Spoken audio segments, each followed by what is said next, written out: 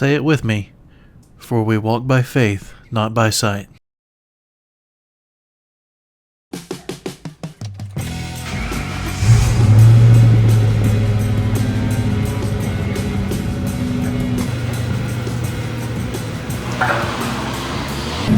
But now there's some room in front of us.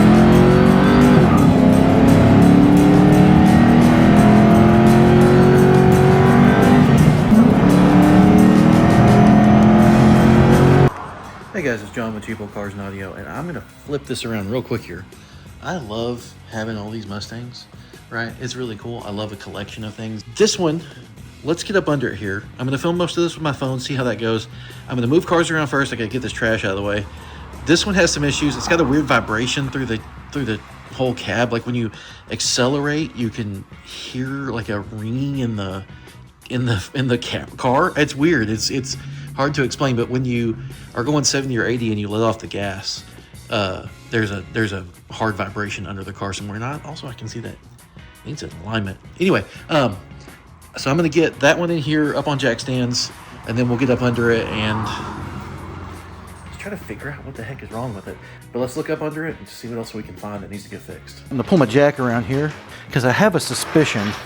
Basically every Mustang I've had, these four and others that I've had of the New Edge body style, they had a transmission mount that needed to be replaced at around 100,000 miles. This car has, this car has 90,000 miles almost. I'm looking at the spot weld, or the pinch weld here. This is a little rough. Right here is the reason that this panel here was pushed out a bit. I could tell it's pushed out, so I'm gonna have to fix that, get it straight. It's had a lot of life of being jacked up by the pinch welds. Don't ever do that, people. That's just not the right way to do it. I'm looking around, I'm seeing some ants crawling around under here. We have some cheapy struts. These are actually bullet springs that I put in here with no isolators. The isolators give you 3/8 inch of a drop in the front. Bullet springs are a 1/4 inch lower. And so together, 5/8 of an inch. Here's a problem, we got some seam sealer coming apart. That'll be something I need to address. Here is a problem right here. There's some tape over this. And, you know, if I reach up in here, subfloor, so that's inside that rail there. But still, I need to find the actual piece that goes in there. Here's our transmission mount. I'm guessing it's completely garbaged. I can't really see it that well though. So I'm gonna get the jack under here in a second. I'm gonna jack up either right back here or right here. I'm betting that it moves quite a bit. All right, we're gonna try to hold this here and just see if we get any kind of weird movement. Yeah. It looks like, and I can see if I can point the camera at the right thing. I think the rubber is done. Oh, let's see if I can do this. If I can hold the phone here, and if I lower this jack down, you'll just see this drop. So I think that's probably where my vibration is coming from. The rubber in there is gone. Let's look around for some other things. Let's just see what we see under the car here. So now I'm just looking around to see what I see. The pinch weld right there has got a bad place I need to straighten out, and right there. So I'll do that before I put it back down on the ground, and I probably will go ahead and order the trans mount if it's not crazy expensive. But I do want to make this car a no compromises car, right? And what I mean by that is that we can get in it and just go anywhere at any time, and it's perfect. Now, I'm gonna move back down here near the rear of the car, and this will be a little tough. You guys see the problem there? This is a rear lower control arm, okay?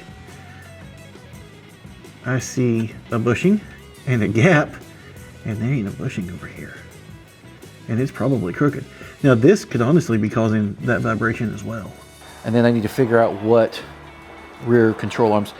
I'm gonna show you something else too. So you saw those black control arms. I don't have Now, that's something I could do. That's something I could do right there. I've got my OE ones out of the Blue Bullet that I could put in. And they would be fine. Huh. I'll think about that because that's free. As you can see right here, I've got another set of the aftermarket ones. I don't know what brand they are, but they came with the car. Let me walk up in here. It's nice and clean. They came with the car, and then there's bushings and bolts and stuff for them. But you need 8 bushings, right? Because there's a bushing on each side, and so this is like a front of one, and this is a rear of another, and then there's one more bushing. So yeah, I don't know what the guy did previously, but I also know that I don't know, I don't really want to do this. Cutting in a little bit here. What you just saw and what you're about to see is 2.5 weeks apart. The transmission mount, it left Tennessee. It was supposed to come to Arkansas, and then it went to Colorado, and then did this thing all around the country, and it's finally here. So transmission mount in, get the car back on the ground, then I go drive it, which you'll see here in just a second, and reassess kind of if is that vibration still happening through the cab, what's going on. Then we get into it deeper. I might have to cut in here again and see, and explain some different things. But yeah, that's where we are right now. Thankfully, I brought quite a few things with me, slightly too large. I hope you guys can see everything. I need it to work out here. So is that 13? I think it is a 13. Okay, so that says in...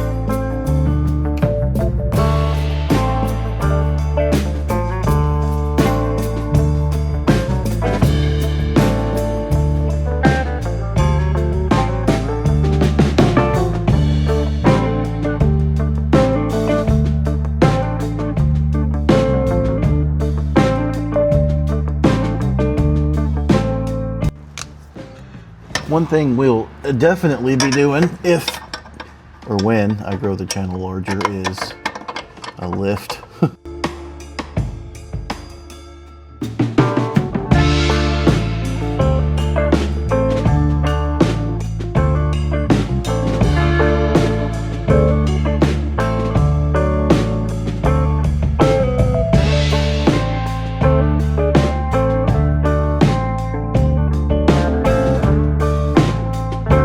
So here's the old transmission mount. Honestly, it's not as bad as I thought it was going to be.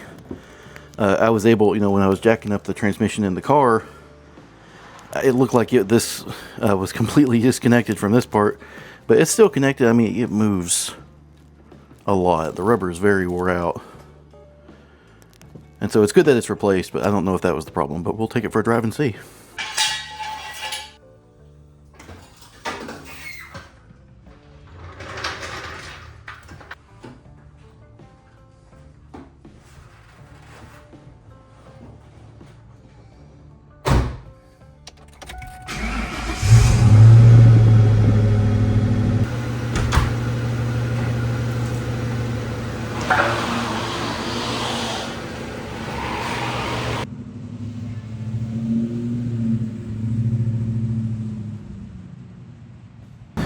Alright, we just threw some gas in this thing because it was very empty, and now we're about to jump on the interstate and see if it will do some of that weird stuff that it was doing. There's a very, very yellow Mustang about to pass us. Thing was highlighter yellow. Here's a New Edge. Hey, New Edge guy.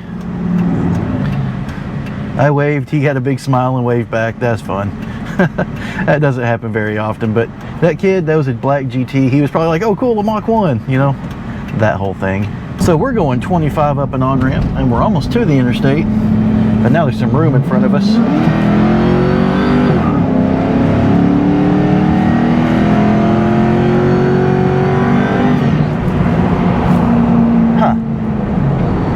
That was weird. It like revved up, but the car, it was accelerating, but it wasn't doing much. Like the transmission was slipping a bit, and I was like, ee. And then when it shifted, I don't know, it felt like then the torque converter locked up. That was, I have never experienced that in a vehicle ever. That was really weird. Might be time for a transmission fluid change. Man, I still hear that weird pop. That time it felt like it was under me, which is like exhaust. I don't know. I gotta get this thing sorted. But when I'm up under it, nothing rattles, nothing's loose. I don't know. Doing about 50. That was better. But man, when you let off, the car like wiggles in the front real hard. So again, what I was saying about the suspension thing, he put in different struts, and I'm getting some weird pops and stuff. I'm not sure they're like installed right. Okay. Now I do know the bottoms of them are installed correctly because I've changed the front springs in this car. And when I change the front springs, I'm looking everything over, looking at tie rods, looking at ball joints. Nothing seemed out of whack. Nothing seemed crazy, right? So let's kick it up here to about 80 and then let off. Pulls to the right really hard when I let off. It wanders around. Yeah, so when I floor it, it feels like it pulls to the left, and then when I let off, it pulls hard to the right. Okay, that's some stuff I can look at. I think I know what that might be. I'm being dumb thinking it's the front end. I know that my rear lower control arms are missing bushings. When I'm flooring it, the rear end's probably doing weird stuff. Duh. Before I go messing with the front end, let's get this rear end sorted and go out and floor it again. I'm gonna check the transmission fluid too. So we're back here in the garage, got the car sitting on jack stands on the frame, just about to start dropping the suspension, the rear suspension and the rear control arms out to start getting those bushing issues resolved. I'm gonna remove the lower isolators on these. That'll drop the rear about maybe 1/8 of an inch. And I'm also gonna go ahead and get rid of the quad shocks. They're not needed at this point. With stiffer lower control arms, you really don't need those anymore. So I've got the shocks loose, got the quad shocks gone. They would be here-ish. There's the bracket for it, so it'd go that way. Anyway, it's gone. One thing I do want to show you guys while under here, look at this rear end. This is a 90,000 mile, 21-year-old car.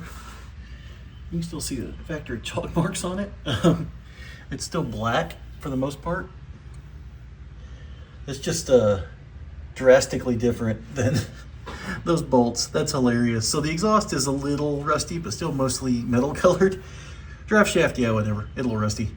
But those bolts are still, if I can get to focus on them, those bolts are still like in great shape. It looks like they'll come off super easy. Man, on my Blue Bullet, it was a pain in the butt because they were all rusty.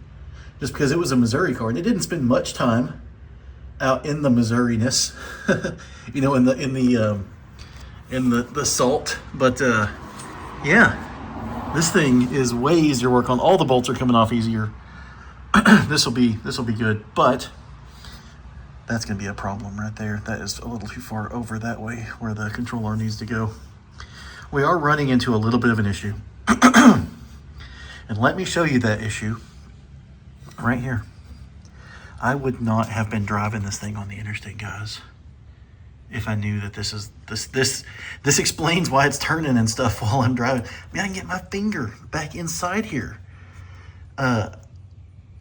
So when I had looked under the car previously, let me see what I'm looking at. Here we go. I kind of glanced under the car a little bit, and I'd seen there's a bushing, but it doesn't look like there's no bushing over here. And this bushing's like ripped and broken, and I can move it around, get my finger in here. The other side's the same. Up here is the same. I don't know.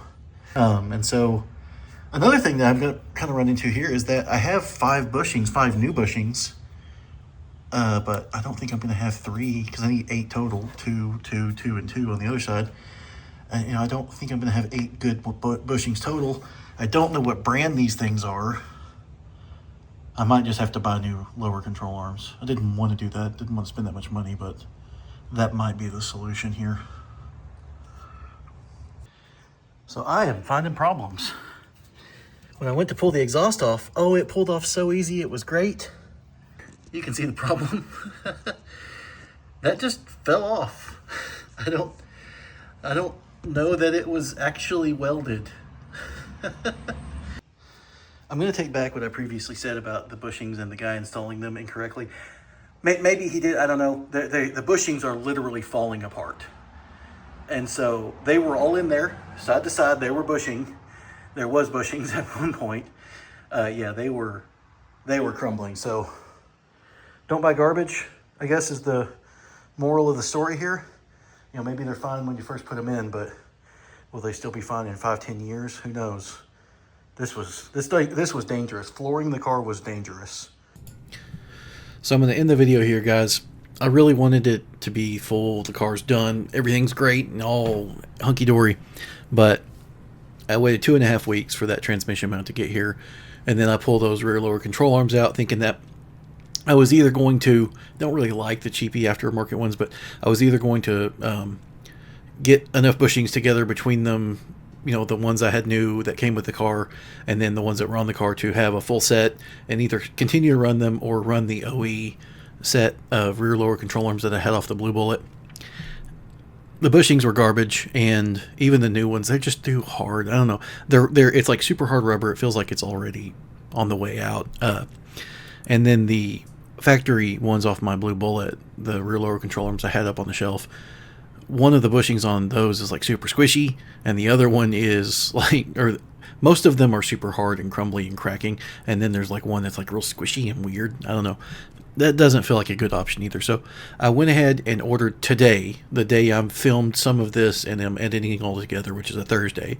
I went ahead and ordered the set of the basic Maximum Motorsports rear lower control arms. I really like their stuff. I wanted to get the adjustable ones so I can change the rear ride height. However, those are like $400. These basic ones are $260. $140 extra just to be able to raise and lower the car. It might make sense for some people. In this case, it doesn't really make sense because I kind of like how the car sits already. It doesn't need that much adjustability. So yeah, I've ordered those. They'll be in a few days. I want this to be Saturday's video. Like I said, it's Thursday right now. I'm editing it Thursday evening. I want it to be Saturday's video. So I'm going to go ahead and cut this here. We'll put it out, and then when those parts come in, not the next one, I've already got the video for Tuesday lined up on YouTube already. Hopefully next Thursday, but maybe next Saturday, the video will be putting these parts back in, which I'll probably do a time lapse for so you can see all the work that's involved with it, and then taking the car out for a little bit more of a fun spirited drive, and you know, just to have fun with it, right? Because that's what we build these cars for, to have fun with. And then also on that Saturday, if it comes out this next Saturday, I'm actually going to be at a car show. Me and my wife are taking the Mach 1 and the Blue Bullet to a car show, and I'll have some footage from that too, which will be in the next week. So lots of good stuff to look forward to. Hey, check out my merch store, right? It'll be in my bio, and then in the description for this video, the link to my merch store, where we've got all kinds of cool shirts, kind of retro 90s designs. And then I really like the one that says, "You giving me lip," and it's got a wheel with a big, lip on it. So it's just fun stuff. Let's all keep moving this thing forward, and hopefully we can eventually build the car culture we want to see, not that Gatlinburg crap. Anywho, like and subscribe. Hit that notification bell, all the things you got to do to keep seeing the video so we can keep having fun together, guys. Hey guys, cutting in real quick here. I'm going to show you some merch that we're selling. So these are the designs, and I'll show you some mock-ups. I don't have them on shirts yet. Check this out. So this little cheap old cars here, this will be on the front, like little pocket print up here. And then "You giving me lip" on the back. I think that one's pretty cool. This will be on the front of a different shirt, kind of a 90s retro thing with a bunch of different variations. Cheap old cars and superchargers, cheap old cars and problems, cheap old cars and LS engines, cheap old cars and twins. I like that one. Let's go back over here. Cheap old cars and radials. So we got some drag racing stuff. We've got cheap old cars and towed, cheap old cars and drifting, corner stuff like that. So a couple variations. I think they're like 20 something variations. Pretty fun. Here's some mock-ups of what that'll look like on the back of a shirt. And these are my designs. I designed these, and then my wife and I will make them together. You know, if you want to support the channel, check out the link on my bio, and it goes out to Shopify. Thanks for your support, guys.